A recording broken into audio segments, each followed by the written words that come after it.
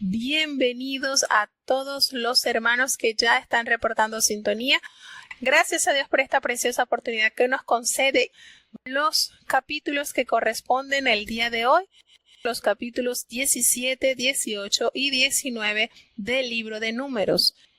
Estos capítulos están sumamente interesantes, contienen mucho valor para nuestras vidas, y si nosotros somos humildes, sabios, ponemos en práctica realmente lo que Dios quiere que nosotros practiquemos, y también nos revela, y eso es lo lindo, eso es lo majestuoso de la Escritura, que revela las verdades de aquellos hombres, aquellas mujeres que tuvieron grandes virtudes, ganaron grandes batallas, pero también nos revela en dónde se equivocaron. Y eso lo revela para que nosotros aprendamos. Es nuestro manual, es nuestra guía, y por eso es tan necesario para la fe del creyente la lectura y la práctica diaria de la palabra de Dios. Vamos entonces ya a dar inicio a la lectura del capítulo 17 del libro de Números. Escuchemos. Números capítulo 17. Y habló Jehová a Moisés diciendo: Habla a los hijos de Israel, y toma de ellos una vara por cada casa de los padres, de todos los príncipes de ellos, 12 varas conforme a las casas de sus padres, y escribirás el nombre de cada uno sobre su vara, y escribirá el nombre de Aarón sobre la vara de Leví, porque cada cabeza de familia de sus padres tendrá una vara, y las pondrás en el tabernáculo del testimonio, delante del testimonio, donde yo me declararé a vosotros. Y será que aquel varón que yo escogiere, su vara florecerá, y haré cesar de sobre mí las quejas de los hijos de Israel, con que murmuran contra vosotros. Y Moisés habló a los hijos de Israel, y todos los príncipes de ellos le dieron varas, cada príncipe por las casas de sus padres una vara, en todas 12 varas, y la vara de Aarón estaba entre las varas de ellos. Y Moisés puso las varas delante de Jehová en el tabernáculo del testimonio. Y aconteció que el día siguiente vino Moisés al tabernáculo del testimonio, y he aquí que la vara de Aarón de la casa de Leví había brotado, y echado flores, y arrojado renuevos, y producido almendras. Entonces sacó Moisés todas las varas de delante de Jehová a todos los hijos de Israel, y ellos lo vieron, y tomaron cada uno su vara. Y Jehová dijo a Moisés: Vuelve la vara de Aarón delante del testimonio, para que se guarde por señal a los hijos rebeldes, y harás cesar sus quejas de sobre mí, porque no mueran. E hízolo Moisés como le mandó Jehová, así hizo. Entonces los hijos de Israel hablaron a Moisés, diciendo: He aquí nosotros somos muertos, perdidos somos, todos nosotros somos perdidos. Cualquiera que se llegare, el que se acercare al tabernáculo de Jehová, morirá. ¿Acabaremos de perecer todos? Bueno, en este capítulo 17 el Señor da a conocer la autoridad, la dirección que tenía bajo su responsabilidad Aarón y sus descendientes, y hace florecer la vara de Aarón. Él le dice a Moisés que le hablara a todos los hijos de Israel para que ellos tomaran cada uno una vara, cada uno de los representantes de esos príncipes de los cuales se habían nombrado en los capítulos anteriores, que ellos tomaran su vara y que entraran y la llevaran al tabernáculo. Allí cada quien va a llevar su vara, 12 varas más la vara de Aarón, pues 13. Recordemos que los levitas estaban exentos de los 12 que habían sido censados, así que eran 13 varas que iban a estar allí presentes del tabernáculo. Y le dice: escribirás el nombre de Aarón sobre la vara de Leví. Por cada jefe de la familia de sus padres, ellos tendrán una vara. Y la vas a poner allí en el tabernáculo de la reunión delante del testimonio, donde yo me manifestaré a vosotros. Y florecerá la vara del varón que yo escoja, y haré cesar delante de mí las quejas de los hijos de Israel con que murmuraban contra vosotros. Fíjense en este relato bíblico cómo Dios cansado de tanta queja, de tanta murmuración por parte de los demás integrantes de las tribus, él decide darle a conocer que Aarón estaba allí en ese oficio por decisión y escogimiento de Jehová. No era por voluntad de Aarón, sino que Dios allí lo había instaurado, allí esa era la posición, y les hace ver a través de este acontecimiento sobrenatural que era Leví por medio de Aarón que tenía a su responsabilidad el ministerio sacerdotal. Y entonces ellos hicieron así. Todos colocaron sus varas, las 12 varas y la vara de Aarón que estaba entre las varas de ellos. Entonces había un total de 13 varas. Y Moisés las colocó allí delante de Jehová en el tabernáculo del testimonio. Y al día siguiente, cuando vino Moisés al tabernáculo, se halló que la vara de Aarón estaba reverdecida y había echado flores y renuevos, y no solamente flores y renuevos, sino aún había producido fruto de almendras. Y esto es impresionante, porque leyendo y buscando cuánto tiempo tarda un árbol de almendra para producir, y es hasta después del tercer año de haber sido plantado el árbol cuando da su primera cosecha. Esto quiere decir que aproximadamente en el cuarto año de haber sido sembrado ese fruto, esa semilla, entonces es la planta de almendra que comienza a dar su primera cosecha. Y el Señor en horas entonces demostró con este acontecimiento sobrenatural la autoridad dada del cielo a Aarón.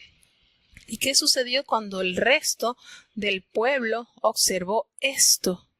Que cada uno tomó su vara, y Jehová le dijo a Moisés: mire, vuelve la vara de Aarón delante del testimonio para que se guarde por señal a los hijos rebeldes. ¿Quiénes son los que buscan señal? Los rebeldes. El Señor Jesucristo en una oportunidad dijo: esta generación mala pide señal, pero la señal no le va a dar, no le va a ser dada. Y el Señor, conociendo la condición del ser humano, reconociendo sus pensamientos, sus intenciones, pues le otorga la señal para que ellos pudieran acatar y entender que Aarón había sido puesto allí en ese importante ministerio para servicio de Jehová. Y hay que recordar algo, que sí es muy cierto que el sacerdote tiene un alto privilegio, pero también es llamado al servicio.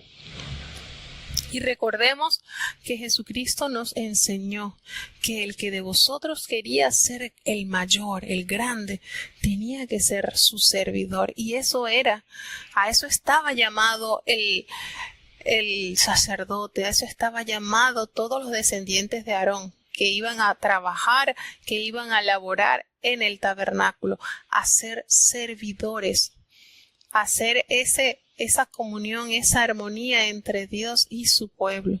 Entonces esto nos da a entender que el Señor no permite que haya ninguna duda, así como había comprobado a través de distintas experiencias pasadas que a través de Moisés era que él estaba guiando al pueblo. Sucedió cuando Aarón y María murmuraron en contra de Moisés y él les comprobó y los enfrentó y les dice, mire, yo voy a hablar con algún profeta, yo me voy a presentar en visiones, en sueños, pero con Moisés no va a ser así, cara a cara voy a hablar con él, así a las claras.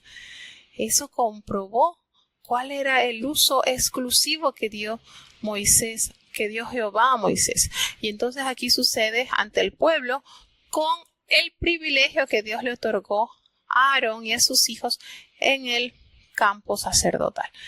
De esta manera el Señor entonces hace notar la autoridad sin opción a quejas, sin opción a que estuviesen dudando de que allí estaba puesto por decisión de Dios. ¿Y qué sucede cuando el pueblo entonces observó este acontecimiento?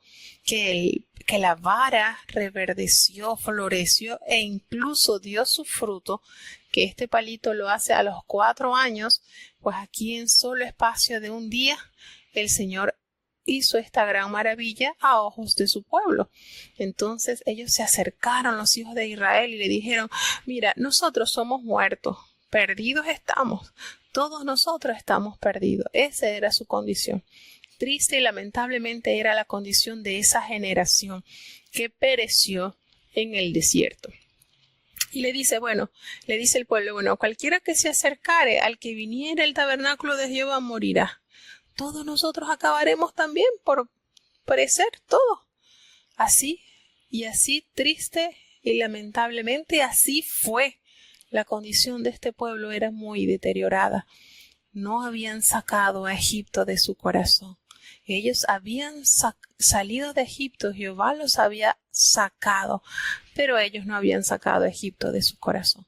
Triste y lamentablemente por esa dureza, por esa rebeldía, por esa incredulidad, por ser tan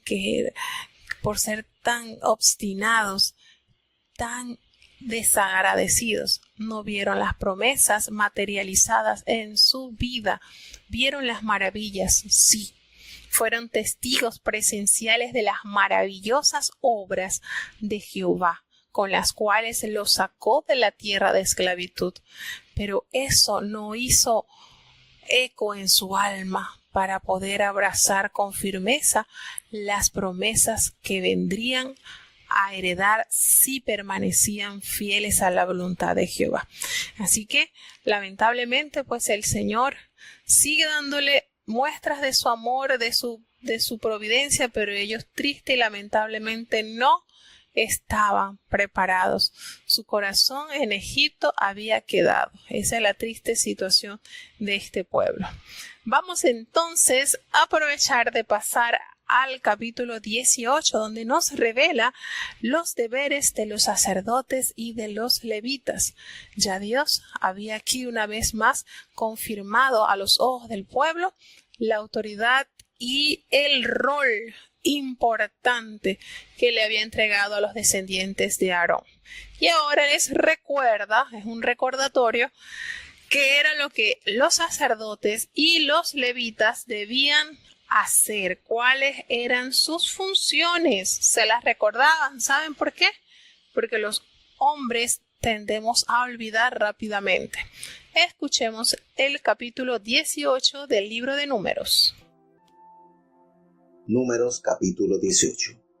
Y Jehová dijo a Aarón: tú y tus hijos, y la casa de tu padre contigo, llevaréis el pecado del santuario, y tú y tus hijos contigo llevaréis el pecado de vuestro sacerdocio, y a tus hermanos también, la tribu de Leví, la tribu de tu padre, hazlo llegar a ti, y júntense contigo, y servirte han, y tú y tus hijos contigo serviréis delante del tabernáculo del testimonio, y guardarán lo que tú ordenares, y el cargo de todo el tabernáculo, mas no llegarán a los vasos santos ni al altar, porque no mueran ellos y vosotros. Se juntarán pues contigo, y tendrán el cargo del tabernáculo del testimonio en todo el servicio del tabernáculo. Ningún extraño se ha de llegar a vosotros.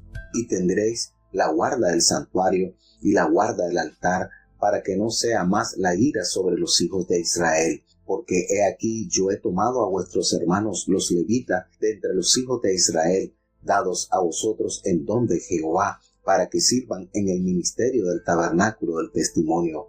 Mas tú y tus hijos contigo guardaréis vuestro sacerdocio en todo negocio del altar y del velo adentro, y ministraréis. Yo os he dado en don el servicio de vuestro sacerdocio, y el extraño que se llegare morirá. Dijo más Jehová a Aarón: he aquí, yo te he dado también la guarda de mis ofrendas. Todas las cosas consagradas de los hijos de Israel te he dado por razón de la unción, y a tus hijos por estatuto perpetuo. Esto será tuyo de la ofrenda de las cosas santas reservadas del fuego, toda ofrenda de ellos, todo presente suyo, y toda expiación por el pecado de ellos que me han de presentar será cosa muy santa para ti y para tus hijos. En el santuario la comerás, todo varón comerá de ella, cosa santa será para ti. Esto también será tuyo, la ofrenda elevada de sus dones, y todas las ofrendas agitadas de los hijos de Israel he dado a ti y a tus hijos contigo, por estatuto perpetuo. Todo limpio en tu casa comerá de ellas, de aceite y de mosto y de trigo, todo lo más escogido, las primicias de ellos que presentarán a Jehová, a ti las he dado. Las primicias de todas las cosas de la tierra de ellos, las cuales traerán a Jehová, serán tuyas. Todo limpio en tu casa comerá de ellas.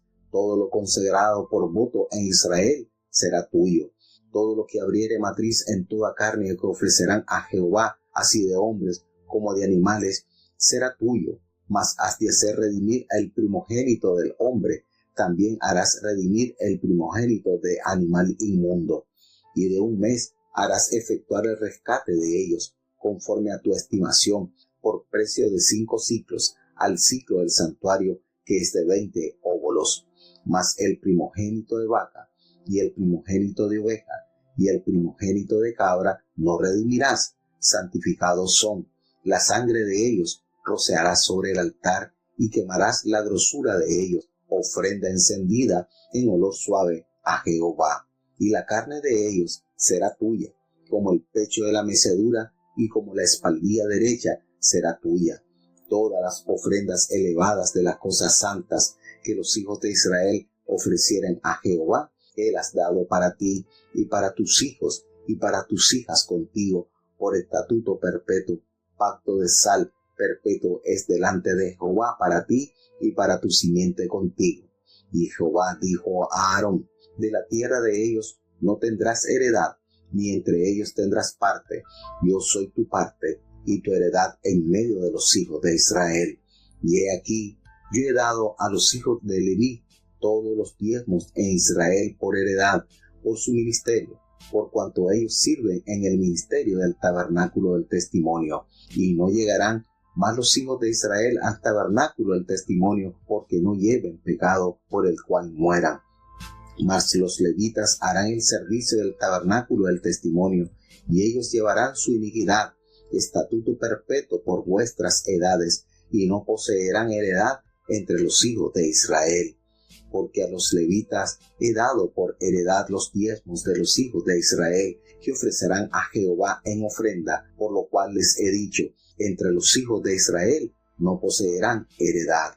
Y habló Jehová a Moisés diciendo: así hablarás a los levitas y les dirás: cuando tomareis de los hijos de Israel los diezmos, que os he dado de ellos por vuestra heredad, vosotros presentaréis de ellos en ofrenda mecida a Jehová el diezmo de los diezmos, y se os contará vuestra ofrenda como grano de la era y como acopio del lagar. Así ofreceréis también vosotros ofrenda a Jehová de todos vuestros diezmos que hubiereis recibido de los hijos de Israel, y daréis de ellos la ofrenda de Jehová a Aarón el sacerdote. De todos vuestros dones ofreceréis toda ofrenda a Jehová, de todo lo mejor de ellos ofreceréis la porción que ha de ser consagrada. Y les dirás: cuando ofreceréis lo mejor de ellos, será contado a los levitas por fruto de la era y como fruto del lagar, y lo comeréis en cualquier lugar, vosotros y vuestras familias, pues en vuestra remuneración por vuestro ministerio en el tabernáculo del testimonio. Y cuando vosotros hubiereis ofrecido de ellos lo mejor suyo, no llevaréis por ello pecado, y no habéis de contaminar las cosas santas de los hijos de Israel, y no moriréis. Bueno, y entonces, ya leído este capítulo, entramos un poquito más en los detalles de las funciones de los sacerdotes de la familia de Aarón. Recordemos que era única y exclusivamente la familia de Aarón quienes podían entonces ejercer en cuanto a los servicios del tabernáculo. Y aquí Jehová, si hay algo que nosotros podemos notar en estos capítulos y en los libros de Levítico, Éxodo, Números, es el extremo cuidado Jehová en detallar cada paso que debía el pueblo tomar en las distintas formas, en los distintos campos, cómo Dios cuidadosamente se preocupa por cada detalle. Y aquí pues nuevamente les recuerda, porque esto es un recordatorio, ya estos temas tratados en este capítulo ya han sido tocados en capítulos anteriores. Y en este capítulo 18, aquí el Señor pues le dirige en este capítulo 3 discursos a Aarón y a Moisés. Uno a Aarón, uno a Moisés, y el primer discurso responde a las preguntas de la gente. Responde a la gente en el sostenimiento de los sacerdotes y los levitas. ¿Cómo es eso? ¿Cómo ellos porque a los sacerdotes y a los levitas, recordemos que a ellos no se les permitió tener entonces sus tierras como lo han de tener el resto de las tribus, ellos no. Y entonces, ¿qué hace aquí el Señor? Pues el Señor aquí va aclarando que ellos se tenían que sustentar de todo lo que traían de sacrificios al tabernáculo, de todo lo que ellos tenían entonces que comer, porque el pueblo estaba en el deber de mantenerlos a ellos por los servicios. Y aquí lo relata el Señor específicamente como forma de pago, como su contribución por los servicios y por la función de la cual Dios les había asignado. Recordemos nuevamente que esto no fue invención de Aarón, invención de Moisés. Todo esto que está aquí plasmado fue distribuido, fue creado, organizado minuciosamente por Jehová de los ejércitos, como Él organizó la casa, cómo Él organizó los utensilios, cómo invirtió tiempo en preparar también el personal que iba a trabajar en el tabernáculo en función de la asistencia a la presencia de Dios y de su pueblo. Y todo esto tenía entonces el compromiso, el pueblo, de mantenerlo recordemos, a través de los impuestos que los hombres debían pagar, y también las ofrendas que cada uno de los que componían el pueblo debían a Dios traer. Y entonces de allí ellos tomaban su pago. Pero esto es bonito porque aquí no es que ellos iban a hacer lo que ellos quisieran. El Señor detalló qué iba a ser el pago de los levitas, del diezmo que era entregado a Dios. De allí ellos iban a recibir su pago. Y aparte de eso, miren cómo es Dios, de lo que ellos recibían los levitas también debían separar el diezmo para Jehová. Esto es una cadena de bendiciones. El Señor te bendice, pues tú vas a seguir bendiciendo a Dios a través de tu obediencia, a través de tu entrega, a través de tu fe.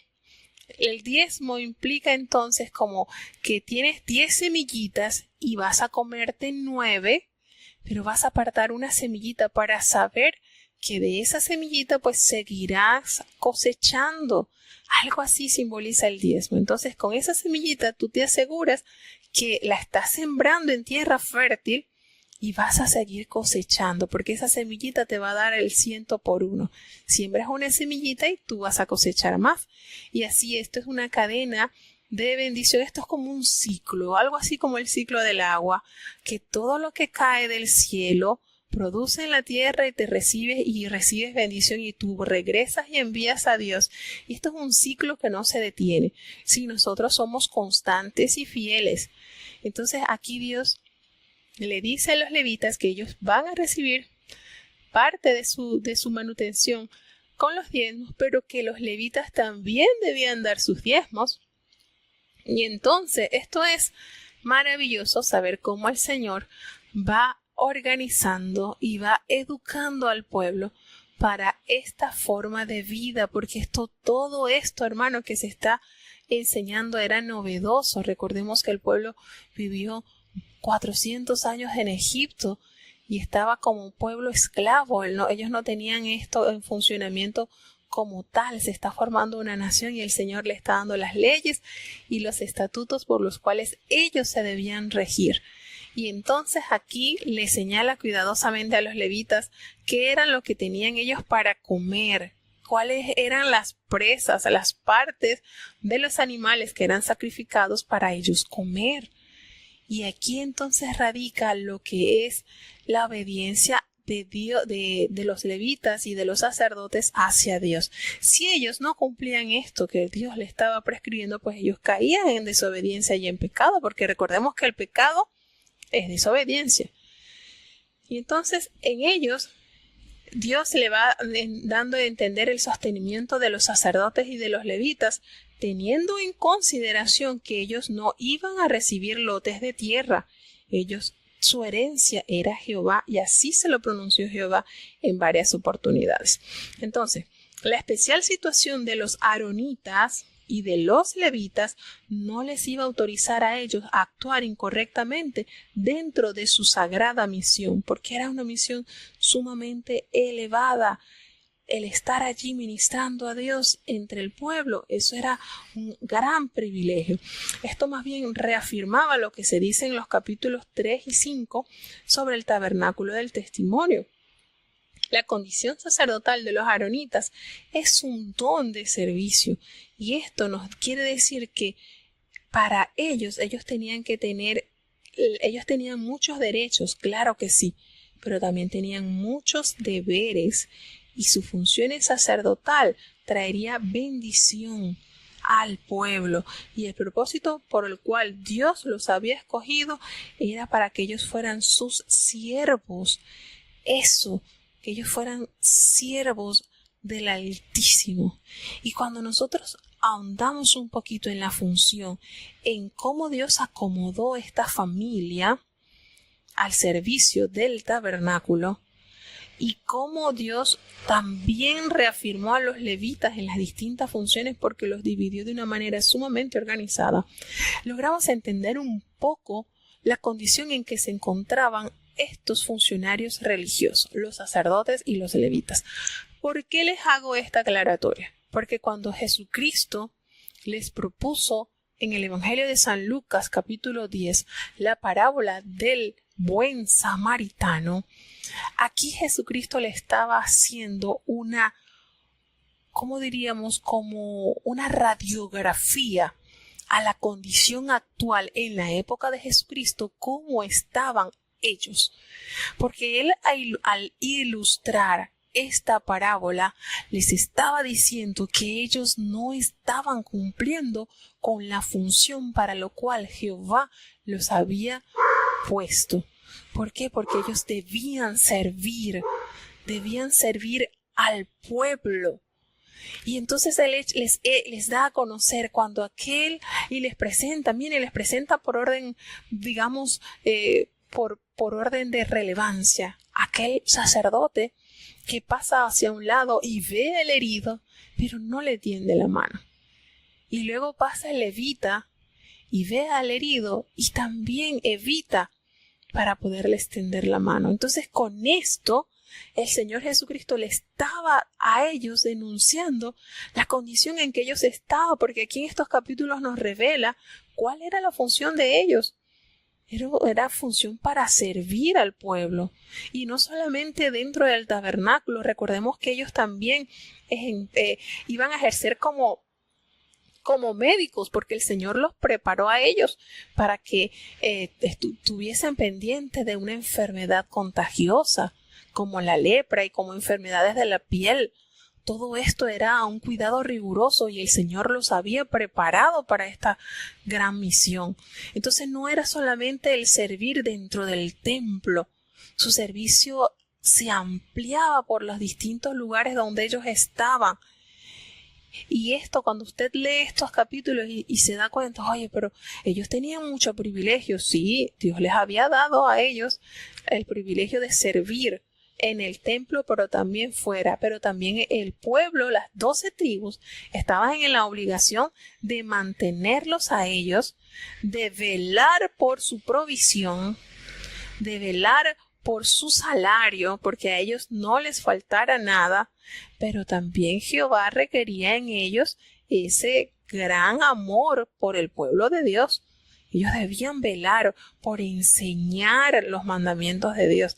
Ellos debían vivir los mandamientos de Dios, porque esa es la manera más efectiva de dar a entender la obra de Dios que ha realizado en nuestras vidas.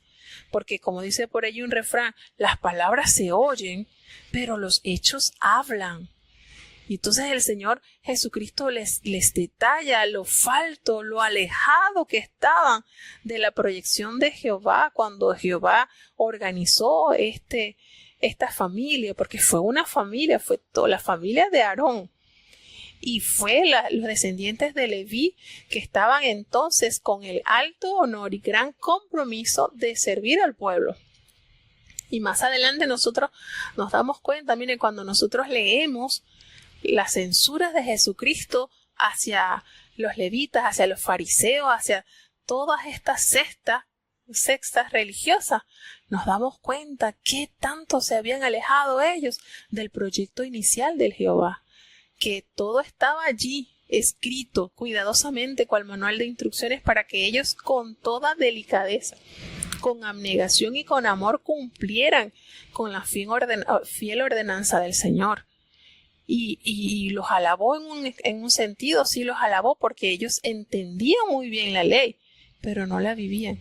Y por eso pues Jesucristo les reveló y les dice, mire, ustedes todo lo que le digan los fariseos que hagan, ustedes háganlo. Háganlo porque ellos están sentados en la cátedra de Moisés. ¿Ustedes saben lo que es eso? Cuando el Señor les hace esta alegoría, ellos están sentados en la cátedra de Moisés. Ellos están bien ubicados. Ellos están sobre allí, bien. Pero ustedes hagan lo que ellos dicen, pero no lo que ellos hacen. Porque ellos atan cargas tan pesadas en los hombros de las demás personas que ellos ni con un dedo las levantan. Entonces cuando hay esa forma en nuestras vidas, esa disonancia, cuando lo que expresamos y enseñamos no tiene coherencia con lo que nosotros vivimos, entonces se pierde totalmente el plan de Dios en nuestras vidas. Y por eso que usted va a ver en muchas oportunidades cómo el Señor repite y vuelve a explicar y dele que enseña nuevamente lo que ya en capítulos anteriores se había detallado. Porque el hombre tiende a tener este mal de olvidar lo que ya el Señor ha enseñado. De hecho, el libro de Deuteronomio es repetición, es un resumen, porque es necesario. A nosotros nos es necesario recordarlo, porque tendemos a olvidar las cosas muy rápidamente. Entonces, en este capítulo, nos damos cuenta cómo el Señor retoma un resumen de las cosas que ellos debían realizar y les hace la aclaración que todas las provisiones para los sacerdotes tenían que venir de la mano del pueblo y que estas provisiones estaban divididas en dos categorías: las provisiones para los sacerdotes que estaban en función y las provisiones para los sacerdotes y para sus familias que no estaban en función. Todo esto tenía que velar el pueblo por ellos, porque vuelvo y repito, ellos no tenían tierras para labranza, ellos no tenían una tierra en la cual ellos iban a hacer sus viñas, ellos iban a hacer sus casas. Y esto les hacía entonces comprometer a las 12 tribus que velaran por el cuidado de ellos, pero obviamente en esta familia y en esta tribu debían reflejar el plan de Dios. Y ahí es donde está el detalle, que muchas veces las personas determinan no extender ayuda a los que están trabajando en la obra porque no lo están haciendo de la mejor manera como el Señor se los ha demandado. Entonces eso también causa que muchas manos se cierren y no extiendan su ayuda como el Señor se los ha revelado, porque una cosa conlleva a la otra.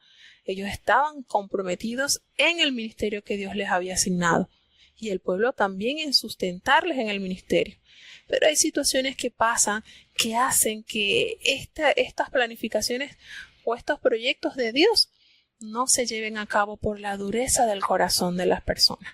Y lo podemos recordar lo que sucedió pues en la época de Elí y sus 2 hijos, y también podemos verlos aún cuando aquel gran profeta Samuel, sus hijos no eran buenos, no eran justos, y eso hizo que el pueblo, ¿verdad?, se sintiera como que no estaba bien el funcionamiento de estos jóvenes, e hizo que ellos pensaran que mejor era pedir rey antes que seguir con la dirección de los sacerdotes. Entonces son cosas que van desencadenando situaciones que a la larga, cuando se rompe el proyecto o el plan original de Dios, desencadena terribles tragedias. Entonces, aquí nos recuerda pues las cosas santas que eran reservadas del fuego y que en parte servirían como alimento para los sacerdotes, tales como las ofrendas por el pecado, las ofrendas por la expiación, las ofrendas elevadas, las ofrendas mecidas también, y el Señor les dice qué parte iban a tener ellos para su consumo. También les hace referencia al pacto de la sal, y ese pacto de sal como que es nuevo, ¿verdad? Esto se refiere probablemente a la sal que se comía cuando era solemnizado un contrato, y ella testificaba de la permanencia del acuerdo. Así se hace más o menos alusión a lo que es el pacto de la sal. Y los diezmos, recordemos que representan la 10ª parte de todas las ganancias, aunque no se especifica si era una ofrenda anual o si se refiere a los ingresos netos o brutos. De todas formas, esto estaba constituido para los bienes recaudados que debían llegar por completo al tabernáculo. Todo esto debía llegar. Estos diezmos debían ser administrados por los sacerdotes. Entonces, en este discurso, Moisés trata de la distribución de los diezmos recibidos por los levitas, y ellos debían a su vez diezmar de lo recibido. Y entonces ellos podían utilizar el resto libremente para su sustento. Después de tomar el diezmo de los diezmos, la ofrenda perdía su carácter sagrado y podía ser empleada pues para satisfacer las necesidades de su vida diaria, como sucedía pues con el resto de las producciones de Israel. Si fallaban en entregar el diezmo, entonces ellos profanarían las cosas santas y morirían, porque así lo había determinado el Señor. Ellos le dicen en el último versículo de este capítulo, dice: y no llevaréis pecado por ello, cuando hubieres ofrecido la mejor parte de él, y no contaminaréis las cosas santas de los hijos de Israel, y no moriréis. Miren esto, la invitación que nos da el Señor, que nosotros tengamos siempre ofrecer lo mejor de lo que hemos recibido de Dios. Y cuando yo leo esta parte, entonces logro entender que la ofrenda que lo entregado por Caín a Jehová no era lo mejor. El Señor se alegra cuando de ese corazón agradecido aparta la primicia, lo mejor, lo más gordo, lo perfecto, que no haya tacha en nada. Y Dios se agrada cuando un corazón determina que de lo bueno, lo mejor lo ha recibido de Dios, pues lo mejor va a llegarse a Él nuevamente. Esto es como un ciclo, como el ciclo del agua, vuelvo y recuerdo, y no se va a detener. A manera que nosotros recibimos y entregamos a Dios, esto no se detiene. La lluvia va a estar allí, la lluvia temprana y tardía de bendiciones sobre nuestro hogar no va a cesar. Porque Dios mide nuestra fidelidad, nuestra convicción, nuestra fe en la forma, en el corazón que entrega esa ofrenda. Y esto, hermano, esto lo logra entender un corazón agradecido. ¿Qué tenemos? Dice el apóstol, ¿qué tenemos que no hemos recibido, que no hayamos recibido de Dios? Si todo lo ha provisto Él, entonces ¿cómo no galardonar su amor con la mejor ofrenda, con lo mejor para Él? Cuando nosotros entendemos estas verdades que la palabra de Dios nos revela, hermanos, no hay muro que se levante alrededor de nuestras vidas que impida que el Señor siga vaciando, abriendo las ventanas de los cielos y derramando sobre sus hijos bendiciones en abundancia, no solamente económico, hermano, espiritual, Porque qué bonito que usted sienta que esa fe es como la luz de la aurora, va de aumento en aumento hasta que el día es perfecto. Y Dios, que conoce nuestros corazones y nuestras intenciones, pues Él honra su palabra cuando nosotros honramos sus promesas creyéndolas. Esto es maravilloso, hermano. De manera que usted va entendiendo y va ahondando y se va dando cuenta, usted va sacando joyas, usted va sacando riquezas de la palabra de Dios y usted las va atesorando. Y atesorando quiere decir que usted les da el valor para lo cual el Señor nos las ha mostrado.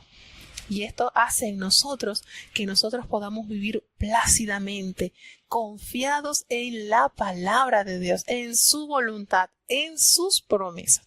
Esto es hermoso, hermano.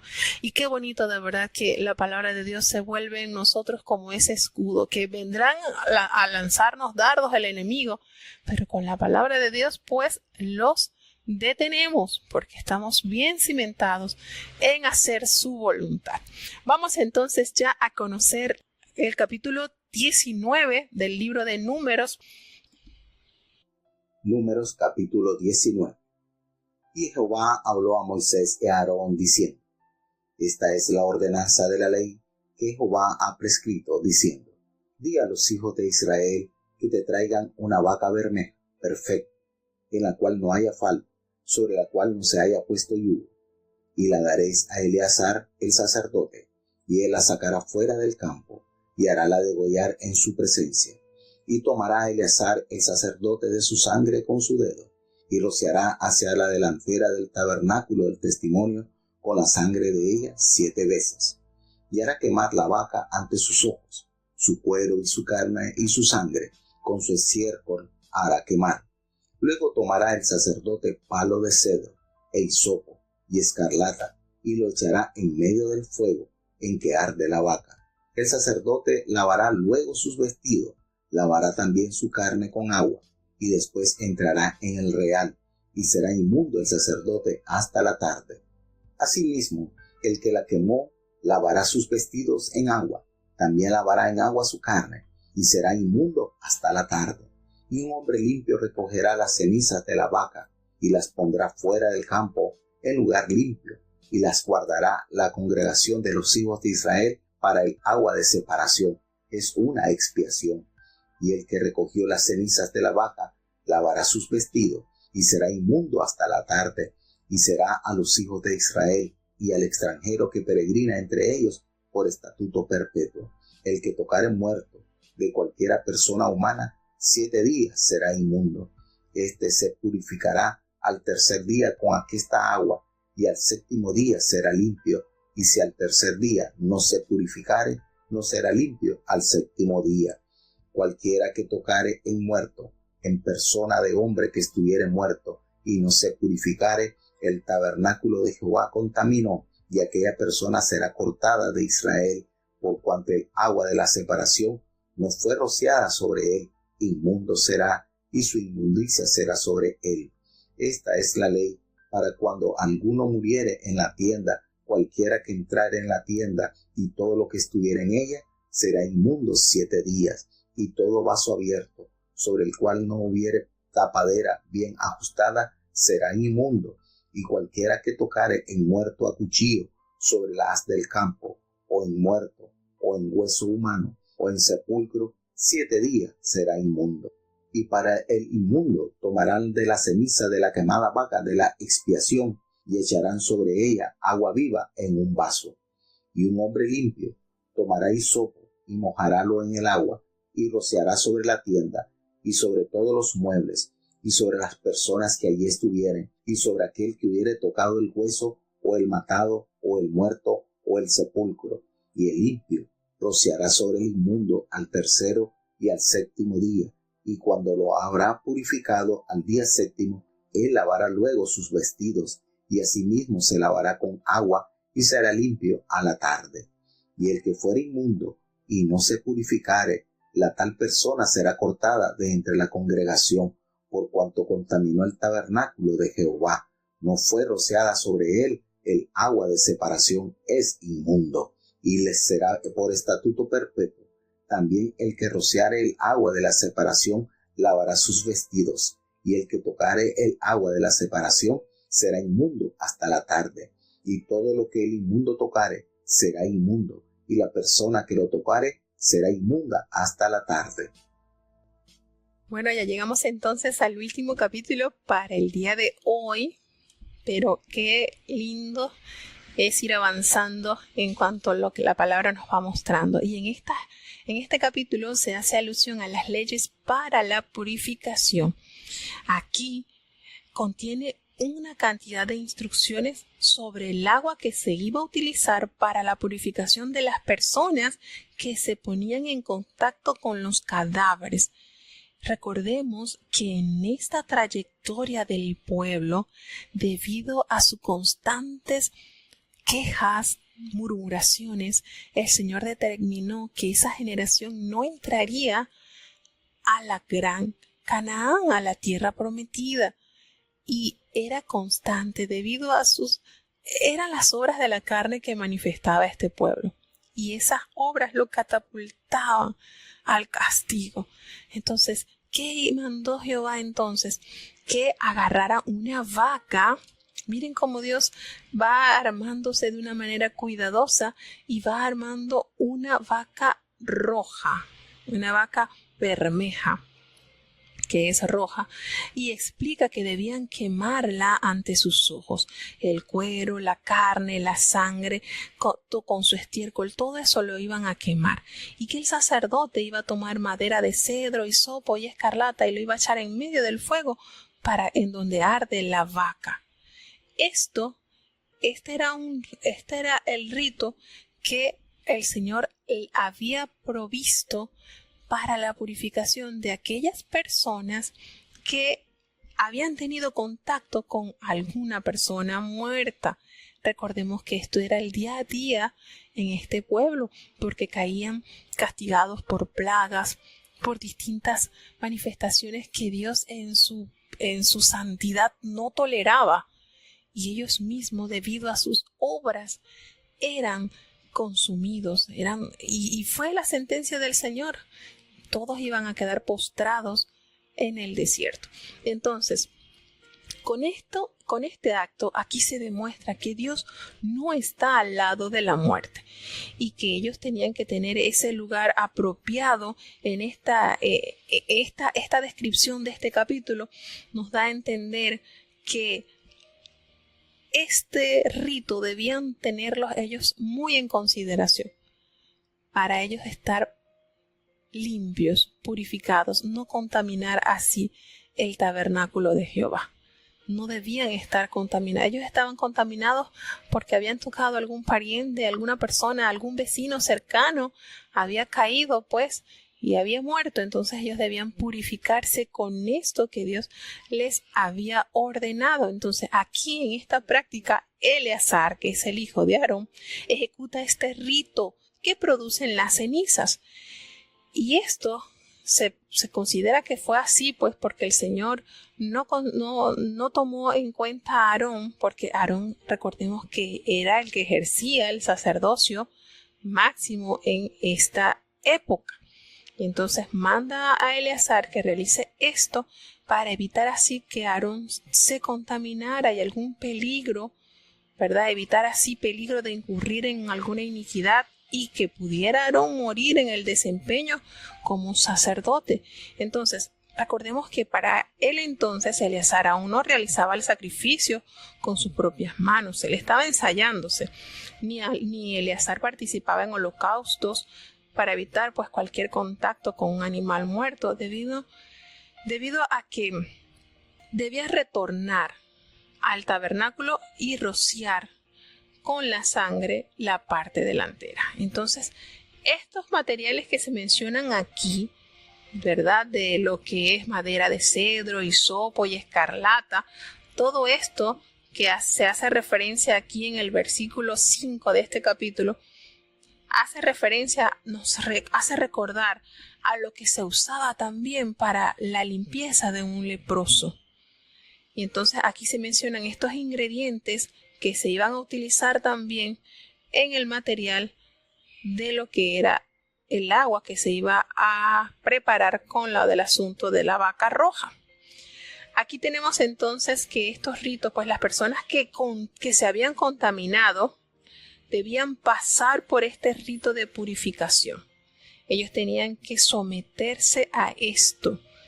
¿Para qué? Para que pudieran quedar limpias. Después que ellos se purificaban de esto, 7 días después ya ellos quedaban limpios. Pero si ellos no hacían esto, entonces ellos lamentablemente eran cortadas de su pueblo. Quiere decir que estaban inmundas y tendían entonces a desobedecer y venía la pena máxima.